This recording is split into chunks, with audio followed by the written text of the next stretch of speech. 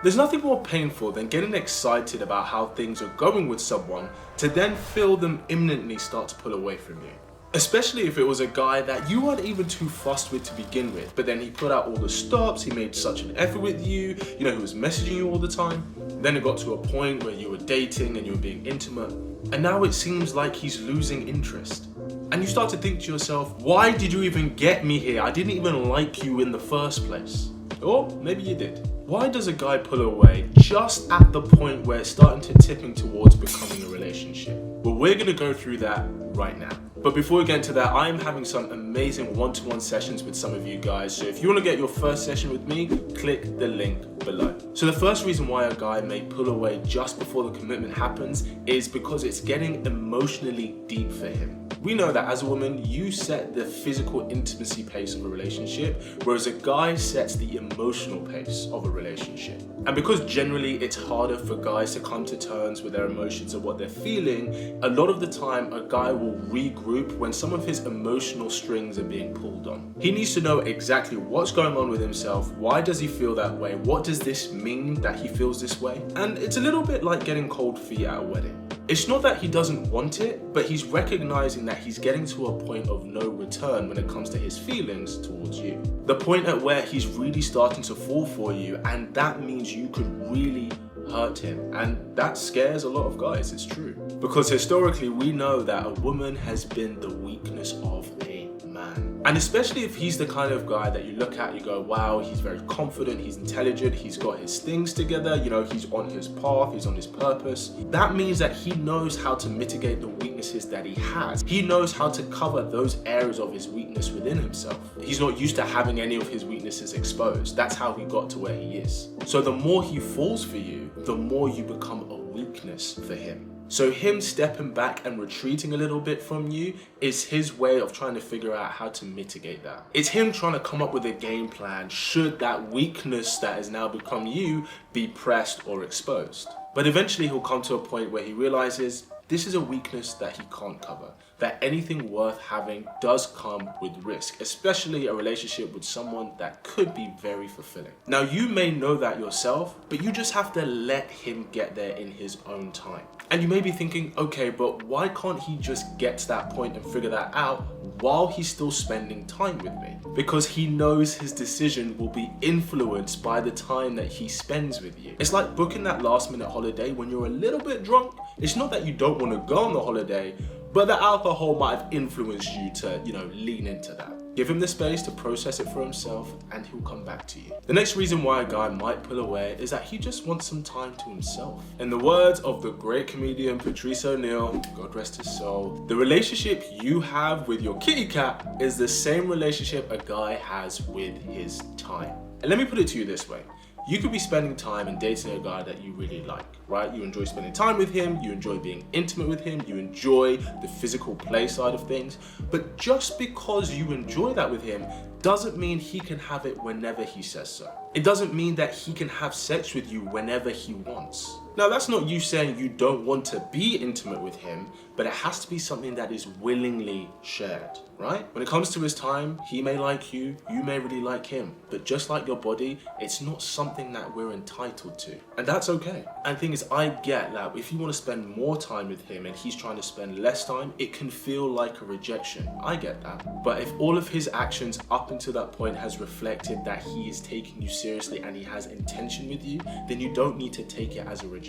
Sometimes a guy just requires a little bit of space. And this is something that if a woman can understand this about a man, it's gonna save her a lot of stress. It's very masculine to desire freedom. The desire for freedom is a very masculine trait. And that doesn't mean freedom from you, but freedom to exercise his time and space. He may feel that he's lost a little bit of control of that. And he just wants to recalibrate. That's it. Especially if it seems that he sacrificed time from other areas of his life, like maybe if there was a project he was working on, or maybe spending time with friends.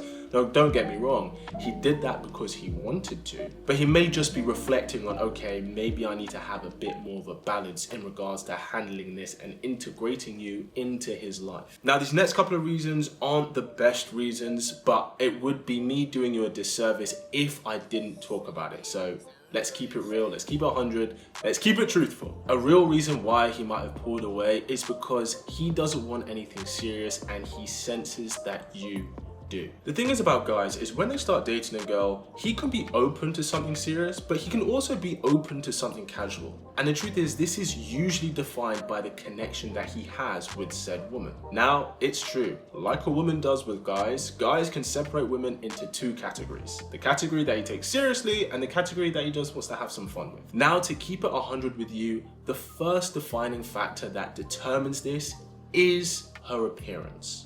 I realized something recently. We know that generally women are hypergamous by nature, right? If you don't know what that means, it just means that a woman wants a guy who's on her level or above, if we're talking economically, financially, and in terms of status, right? That's why we quite often hear women express that they want a guy to bring to the table what they bring to the table, if not more. So for example, if a woman is the vice CEO of a company, she's not gonna marry the male receptionist like the CEO might with the female receptionist. She wants to marry a guy who's at least the vice CEO of another company or the CEO himself. And no one actually talks about this, but men are also hypergamous.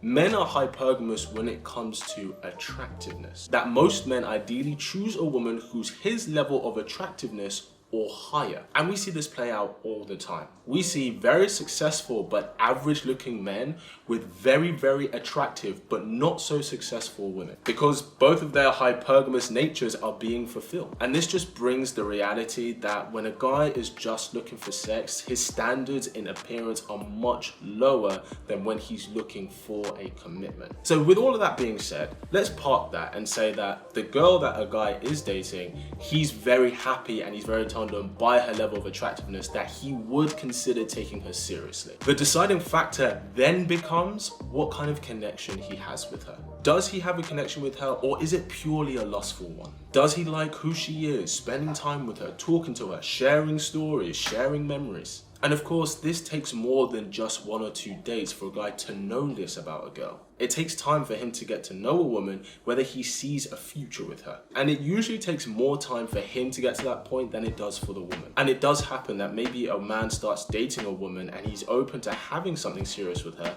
but after he gets to know her and they spend more time together, he realizes actually something serious isn't what I want to pursue. So then it becomes more about having fun experiences with this girl as opposed to setting the foundation to build something serious for the future. Now, if she then expresses that she does want something serious, then it's natural for him to step away from that because they're no longer looking for the same thing. It wouldn't be fair or right for him to carry on if he knows that she is definitely wanting something serious and not open to having something more chilled and more casual. So then he's gonna distance himself and create the space so that she can move on. And the next reason why a guy might pull away is that he met someone else. Wait, he met someone else? How can he meet someone else when he's dating you? Well, something I always say is that when you're dating a guy, unless you are in a committed relationship, assume he is dating other women because he probably is. And if we're being honest, that's actually a big reason why a lot of women stopped talking to guys as well, because they were starting to get to know a guy, but then another guy came along which was just more what they looked for. Or we know that people would date multiple people nowadays, right? So it might have got to a point where, you know, a man could be dating 1 or 2 women or 3 women at the same time, and then he finds that there's one woman that he actually really wants to invest in, so then he's going to distance himself from the other 2. And here's the thing, if you're one of those women that he does choose to distance himself with, then that's okay, because you don't want to be with a guy who you're not his first choice anyway. If you're looking for a guy who sparks up your love life, make sure you subscribe to this wonderful tribe. And as always, keep it slick.